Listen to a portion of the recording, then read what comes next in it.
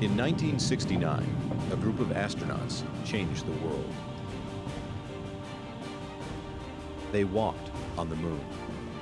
It's one small step for man, one giant leap for mankind. In 1972, our journey ended. We've never been back. 2010 begins a year of change. Private companies are working on next-generation spaceships. Governments are looking to go back to the moon and on to Mars. It's time to look up and dream again. It's time to push humans into the cosmos. It's time to educate and engage the planet. It's time for Spacevidcast.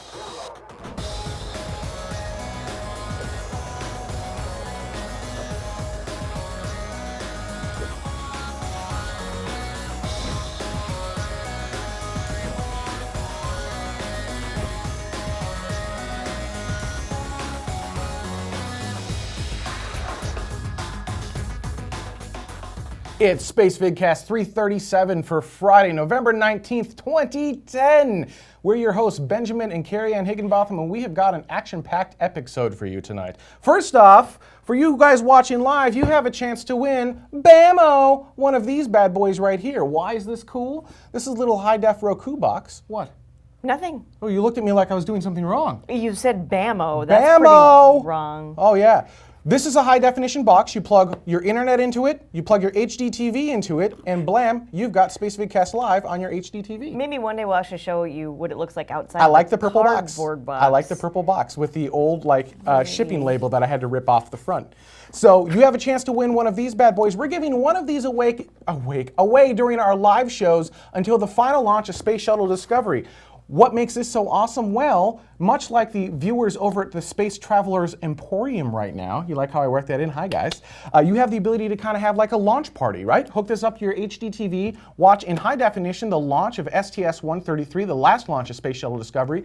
Bring a bunch of your friends over. It's kind of like a mini Super Bowl almost, right? You know, just get some food there, cheer along with us. It's a social event. It's fun. It's exciting. Get some Legos. Get some Legos, like a little Get some shuttle T-0. Oh, is that what we're drinking? T-0? Then we are drinking T-0 because it's darn tootin' good. Only way to win is to watch live, and I've noticed we've got a few new live viewers in the chat room. We've got even someone from India, it sounds like. So, hey, welcome to the show, guys.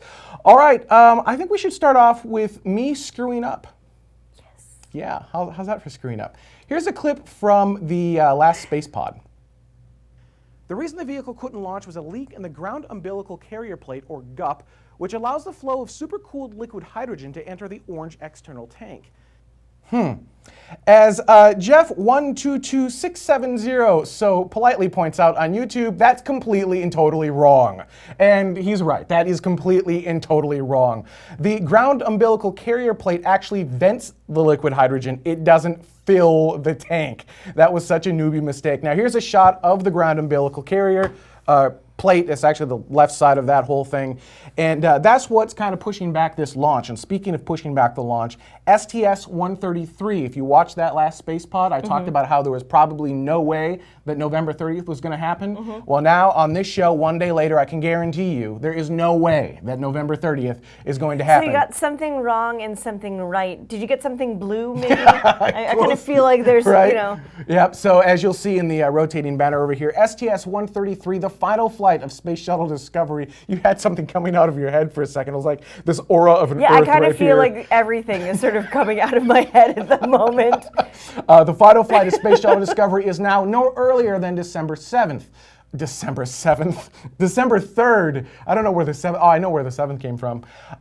In that particular window, that gives them the 3rd, the 4th, and the 5th as available launch days, and that's it. Then that window closes down due to a problem with beta angles. So, which was all explained in that last space pod, so go hit that up if you want more explanation on that. However, NASA is asking the questions of the International Space Station guys.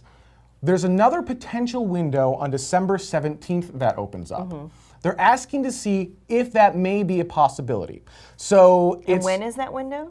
December 17th. Oh, you did say that. That would be, I'm just going to Fathom a guess. I think the everything- December 17th window may be everything around December is 17th. coming out of my head right now. Go on. So there's a possibility of that. It sounds like they're doing whatever they can to get this bad boy. That one right there, look, it's just really weird. Now everyone's going to be watching that for the rest of the show. So that's the status with STS-133. They will launch when it's safe, when it's ready to go, and there you have it. So hopefully you've got Flex tickets if you bought something for November 30th. All right, speaking of STS-133, the current commander of the International Space Station, known as Astro_Wheels on Twitter, has been tweeting some really awesome pictures. Check this out. That text is painfully difficult to read, isn't it? Well, and I did not think that through. He's Astro_Wheels because his name is Douglas Wheelock. And Wheels isn't the only one who's been tweeting these, as we all know. Right. Soichi has been doing it as well. Or did it, past tense. Yes, sorry, I suppose he's not over there. Anyhow, but so the two of them have just a ton of different twit pics from, there you go, Astro Wheels. Yeah, you like that? From the ISS. And every last one of them is fascinating in its own way. It's very, very cool. And some of the pictures they're taking, or some of the pictures that we've seen, particularly from Doug Wheelock, are from, I can't talk. Use your apparently. words. I know. Use your words. I love that picture. Yeah, the Aurora Borealis. Yeah. Right there. See, now I'm calling it the Guppic, and that's not what it is. Gup. The Star Wars, the skylight that they put in. Cupola. Thank you, the cupola. Okay, there's a really amazing picture of Star Wars. I got that from the Star Wars. Yeah, I know. because that's what it reminds everyone of. There's a really amazing picture of one of the astronauts. I can't use any of my words today. They all also are coming out of hit my up his head. Twitter account. You can look at all the pictures. He's Yes. got a fantastic number of pictures on there. This is only a small sampling of the pictures. That's a really great picture as well. Did you already see that one? I don't think I you don't did. think so. That is a really great picture as well. These are actually that's from the cupola as well, I believe. But these are all actual pictures of our home planet from space, as tweeted from the International Space Station, flying overhead, traveling at 17,500 miles an hour. It's Okay, now we craziness, definitely yeah. started with that picture. Yeah. How awesome is that? It's amazing. They're gorgeous. Really, really gorgeous. I think so. And for the first time, I've seen Seychelles now, Seychelles Islands, relatively up close. Because the only time I ever see them is on like one of those old school sort of maps. And Oh, sure. Seychelles, you only see the words because the islands are so tiny they don't even really make dots on them. So that's the only thing I know of. But now I've actually seen what the islands. They're gorgeous. It's really cool. Twitter.com/astro_wheels, which you saw earlier. In the great account to follow, and check out those twit pics. They're amazing. He's got other stuff up there too. Yeah. Follow all the NASA astronauts actually. They all post something really cool. Another great astronaut to follow is Massimino. Because he just does these great videos all throughout NASA, walking Yeah. around in a very human way. Yeah. Not the normal NASA like suit and just like everything has to go through PR. He's like, what do you do? Why do we care? Right. What do you do? Why do we care? What's In this a do? really What's lovely that New do? York What's that accent. for? What's this do? It's really awesome. It's more like, what do you do and why do we care? Exactly. So he's another great one to follow over on Twitter. All right. Speaking of really interesting and fun things to watch, Yes. moon movies. There is like this little war. You know how what was it, couple of years ago, there was, I don't remember how many years ago it was, again. But there were, I'm sorry, I know. There were a couple of times where this has happened. And like it always Armageddon seems, right. and that other one. Deep Impact. There always seems to be these sort of like the destruction movies or the space movies. Like Space Cowboys came out. There was another one that came out right around the same time. Yep. That sort of thing. And now the big thing is moon. Everyone wants to do some sort of movie that's based around the moon, about the moon, on the moon, for the moon, And if to I may the moon. interject, the movie called Moon is amazing. Watch that. Kick-ass, amazing. Please, definitely go see that. But That anyhow. really was incredible. But there's now a number of movies that are coming out, all with their own particularly different Slant. slant, if you will. But a bunch of them are talking about how what would have happened if we continued with our space program as And John at the M. time. Knight Apollo 18. Yeah, Apollo 18, exactly. I'm really excited about that one. So what's the premise of Apollo 18? Apollo 18 this is sort of the... Actually, let me pause you for 1 second before we get into it. Yeah, go ahead. The last flight that we took to the moon was Apollo 17. So it's Correct. important to know that from Apollo 11 until Apollo 17, less Apollo 13, which did slingshot around, those were the only missions where men stepped foot on the moon. Right. And then Apollo 18 through 20 were canceled. Correct. Having said that, So the movie, though, is the going theory that Apollo 18 didn't actually get canceled. We just told everyone that it got canceled. It did go to the moon, and some weird stuff happened, which is why we told everyone that it got canceled. Okay, and it's kind of along the same vein of Blair Witch. This is supposed to be lost footage or stored footage that has now suddenly come to light, and all the strange things that happened on Apollo 18, like while they were on the moon, all the different things that they found, all the different that sounds like it'll be fun. people they might have spoken with, Yep. those sorts of things. So there's that kind of a movie. And then there's this other one that you just recently found. Well, there was Apollo 18, and then there was another one. Right. What was the other one? I can't remember the name of it. Well, it's in the link. Hang on. No. What do you Is mean? it? Yeah, oh yeah, it's in there. Stand by. Stand Awkward by. silence. I apologize. Oh, Man Conquers Space. No, that's mine. Oh, that's you? Yeah, no, wasn't it that one? Dark Moon. Dark Moon.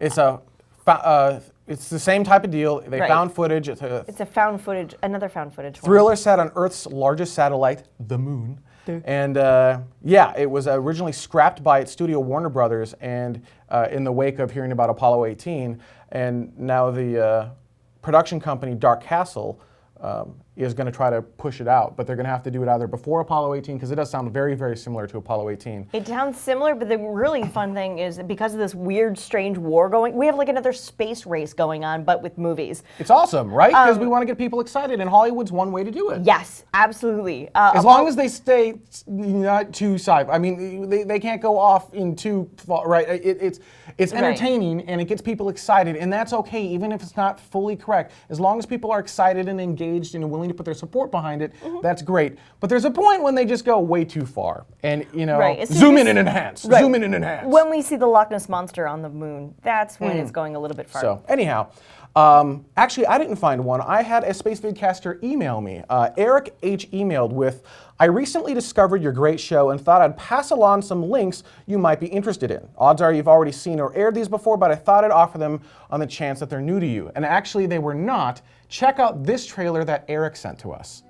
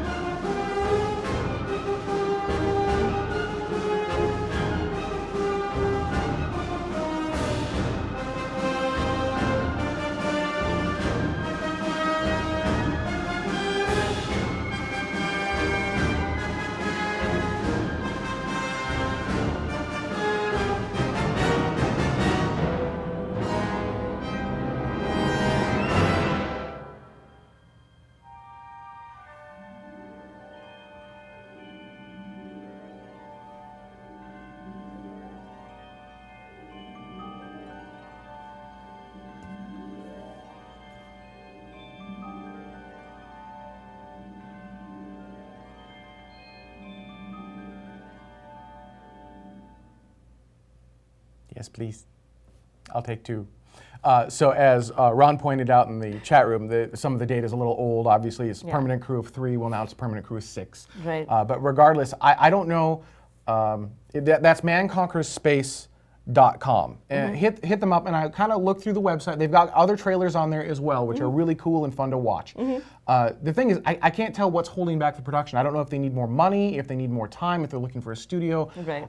So maybe if someone can tell us, any way we can help you get that out, because what a great story that would be. Yeah. What if we actually had followed through? Where would humanity be now? And kept at the same pace, not just followed through, but kept at that really crazy pace, because they were saying, in the trailer it said something like 1963, first man on moon, 1960, I think it was 8, first man on Mars. Like, that's only 5 years later. Sure. That's a crazy pace. Well, so, if you go back, during the Apollo era, the engineers that were working on it full well thought their next step was Mars. Yeah, absolutely. They didn't even begin to fathom that they wouldn't be doing that. It was just, next step is Mars. It's the next logical step. And even QG, Quantum G in the room mentioned he had an article. Let me see if we can find that link again and paste it back in there. His kind of whole thing, what if von Braun had won? So there you go. Little linky right there. So yeah, I mean, the concept is an interesting one. What would have happened if von Braun won? What if we kept following through with all that fun stuff? Right. And if you look at the spacecraft, it's a lot like the early von Braun models that he was rolling up, right, with the kind of like winged plane at the top and the giant swooping rocket at the bottom. Yeah, so it's pretty cool. I enjoyed watching that and kind of going, I've seen that craft, never in real life, but like I've seen a model of that. Yep. So there you go. So fun stuff, right? Fun stuff coming out. Speaking of fun stuff, art you can see from space. I have no pictures because this isn't ready yet. Right. So at this point, yes, they would be for the most part. This is an interesting thing, and it's very reminiscent to me of the onedrop.org. Oh, sure. Yeah. Right? That was the water. Right, right. And so this is trying to bring some sensibility or some just publicity to how we're making our footprint on the earth, how we are affecting our green space, how we are affecting our environment, in different ways. So there's bunches of cities around the world that are doing all of these projects actually pretty much this entire weekend. And if there's some place near you, within reason to get to participate in one of these things, I highly suggest it because this sounds really, really fun and interesting. They have these specific satellites that are going to be taking pictures of these different cities and that's going to be cool. Of these different areas, so they know exactly where they're going to be. Clouds. Right. Well, there's that. That could happen too. But like in New Mexico, there's a river that used to provide something like 40% of the fresh water for the area, and it's almost completely dried up. Oh, wow. Right, so then what they're doing is they're getting like entire towns worth of people to stand in the riverbed. That's going to be cool. I would imagine with like some sort of blue shirts or something to sort of represent like this is what it used to be. And then take a picture from space. Yes, and take a picture from space. Is Wheels still going to be up there? I think so. Wouldn't that be awesome if he twit-picked it? It's this weekend. Oh yeah, so he will be. He should twit-pick it. Can you imagine? That would be awesome. I mean, it's all going to have to line up just right, timing-wise. Right. How cool of would course, that be? of course. But there's cities all over the world that are doing this. So for sure, there's got to be at least one city in your country. Whether or not that's close to you, that I don't know. The closest one here I think is New Mexico or California, so we really don't have a chance on that. But there is one in Austin, et cetera, et cetera. But you can go on there. It's the 350? 350.org, earth.350.org, and check it out and see if there's a place near you. I think Can you host one if you want to? Is it like Yuri's Night where anyone can host one? Yes, but like how I slid Yuri's Night in there? Yes, that's a very good one actually. Yes, however, I think the deadline is up because it is this weekend. Can you just do it anyhow? Just get a bunch of friends over and be like, I'm going to do this, Probably. and I don't care? Yeah, no, I'm sure you. Then get a really tall ladder? The one in Canada, they're making gigantic footprints. People are standing Paul Bunyan? In, anyhow, there's a lot of different ones, and they have some really interesting artists that are associated with the different projects in the different cities. What, you're laughing at? I'm laughing at Jet for me, who says, I don't know what Perforce is, but I feel suddenly compelled to buy it. Yes, and you should. Absolutely. Anyhow, but so I thought it was a really cool project, and I can't wait to see the pictures. And I wanted to make sure I mentioned it before we bring up the pictures, because we'll probably bring up the pictures next week. Oh, So yeah, there if you we go. can get our hands on them, because this just sounds cool. And speaking of cool things, you guys remember a little while back Hayabusa, the little spacecraft Hayabusa! that could, right? I mean, it just seriously just had like issue after issue after issue. Yes. It limped along. It made it to the, and it finally came back, and it looked like it was like, when you look at the re-entry pics, it looks like it's disintegrating as it comes back down, Really and you're cool, like, though. right? And then it comes back, and they're like, well, we don't know if we have any part of the asteroid. We'll have to do tests and find out. Looks like they did. It sounds like Hayabusa is the first. Yeah, goal is the first satellite to go out and pick up pieces of an asteroid and return them safely back to Earth. Now, I was going to show a picture of what it looks like, but it's not what you think. It's not like little pieces. It's not like a rock or anything. It's like It's not like this. No, it's like microscopic specks that they picked up. And so I brought it into Photoshop, and I was like, you can't tell what any of this is. No, you So- pretty much could like swipe your finger across your keyboard and go, oh, dust. Yeah, it looks like that. But 'Cause that's smaller. But smaller, right. I mean, we can show you a fuzzy picture of Pete, right, anything. like that, Pete, exactly. Pretty much looks So, just like that. yeah, So- I don't really have pictures for you, but if you hit JAXA, JAXA.jp for JAXA's website, Mm-hmm. you can go and take a peek at what they've got.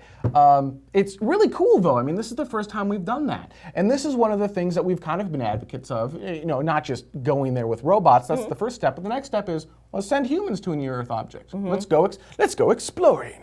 On an Adventure! So, that's this is the first step for that, and it's really cool. JAXA's doing some cool stuff. Like, JAXA's doing some those amazing epic things. pictures of the Earthrise over the moon that are in high definition with that the say moving- copyright JAXA in the lower right-hand corner, because I like to add copyright JAXA to everything they do.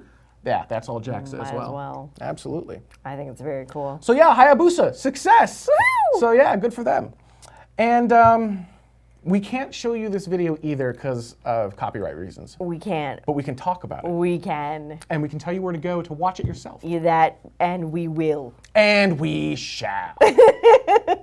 So, because we are space geeks, and we Geeks. do have a tendency to also be tech geeks, and those two have a tendency to collide in sci-fi movies such as Star Wars. Star Wars. So Nothing but Star Wars. Talking about Star Wars coming your way. There you go. Great, Mm-hmm. thanks for that. Anyhow, and oddly enough, we have had conversations like this with people like Tim846, who I'm sure you guys know Tim. from being in the chat room, as he has a baby girl who's not quite 2 years old, and has said he really has had conversations. The video is, when is the right time for you to talk to your kids about Star Wars? And it's done in a very, very deadpan, serious sort of, almost like the talk, that sort of thing. I don't even let my kids associate themselves with Binks. He's just I will do anything I can. to keep my kids away from Binks. If I have to dress up as Binks and scare my child in the middle of the night, I will. I want that my kind of kid to thing. grow up in a world where Han shot first. None of this Greedo shot first. What was it? Then my favorite part though is like there's 2 or 3 fathers that they are supposedly interviewing for this PSA, and a couple of them sort of go one way on the, you need to let them know that Vader is Luke's father. Most of them are like, don't let your kids know Vader's. Let them find out on their Right, own. all of this developed for me, over years and years and years. It wasn't just this wealth of information that you're suddenly being slapped in the face with. And there's one father who's like, maybe I will be hated in the community for this, but I believe that it's important that he knows that Vader is Luke's father. Does that make me a bad father? Probably. Love that. As Heldesk said, a world without hunger, cancer, and Jar Jar. But yeah, that was the one thing they did all agree on, I must say. I have to point that out. And as much as I love you, Lauren, you're wrong. So, in any case, I thought it was really funny. You guys really should watch it. It made me laugh. And I'm sure, in all seriousness, there are some people out there, some of our viewers, who are parents who maybe you haven't thought about this before, but I'm really thinking you should. You really should. On that note, that is our show this week. I do want to thank our sponsor who got us all this high-def goodness, Perforce software. They're the ones who make HD possible in space. They bring us the awesome clarity and give us the ability to get you guys gathered around a TV, much like at the Space Travelers Emporium. And I would encourage you guys, hey, look, let's get some small space community, pockets of space community going. Grab a Roku box, even if you don't win one, which, by the way, we still have to give this away. And you know what? Let's do this thing. Let's get a bunch of people gathered around TV, get some, like a thing of chips and nachos and maybe some soda or beer, drinking games. I can definitely see drinking games coming out of this show. Yes. And get around your HD TV and watch the show live. And get excited about human spaceflight again. There's some really cool stuff going on with human spaceflight, and this is a great way to be a part of it. Speaking of, I think it's time to give away a Roku. So we have made no decision on how we're going to give this one away. So what do you think? I don't know. We did numbers last time. Yeah. Should we do a Twitter contest? Sure. All right. Give me a number again. Let's see. I did 7 last time. Yep. 14. 14. Oh, hang on.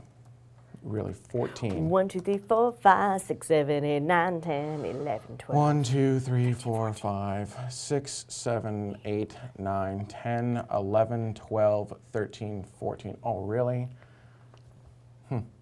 She's won before, and she wins again.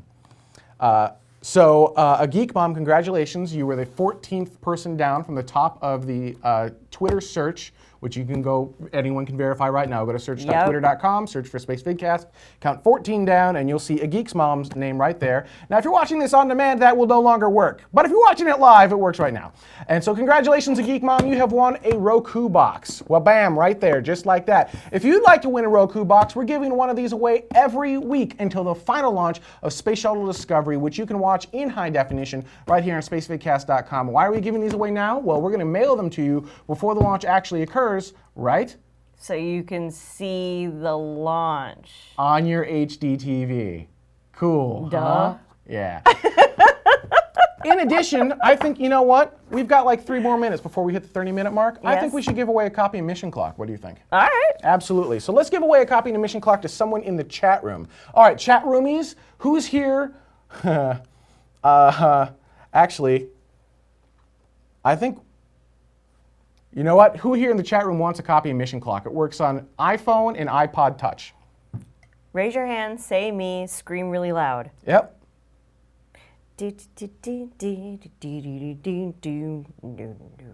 All right, so W Jack and Jesse SD. Jet, for me, that's funny. The two of you, because you answered first, have won a free copy of Mission Clock. Look how that works. You get free stuff by joining us live. If you're watching on demand, hopefully you enjoy the show, but you get nothing. You get nothing. Join us live every Friday at 2 a.m. Coordinated Universal Time. For those of you in the United States, that's 6 p.m. Pacific Time, 7 p.m. Mountain Time, 8 p.m. Central Time, or 9 p.m. Eastern Standard Time. Wait. But that doesn't make sense. Several weeks ago, you gave me different times, Ben. That's right, because we don't honor daylight savings time. So that's the time of the show when daylight savings time is turned, boop, back off when we're back in standard time. Hey, I'd like to thank everyone so much for watching this week. Live viewers, stay with us. We've got post-show up next. See ya 1 week from today. It's time to look up.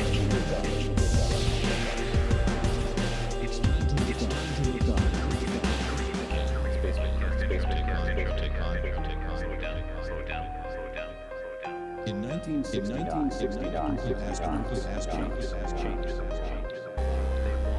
On the moon. In 1970, our journey. We've never.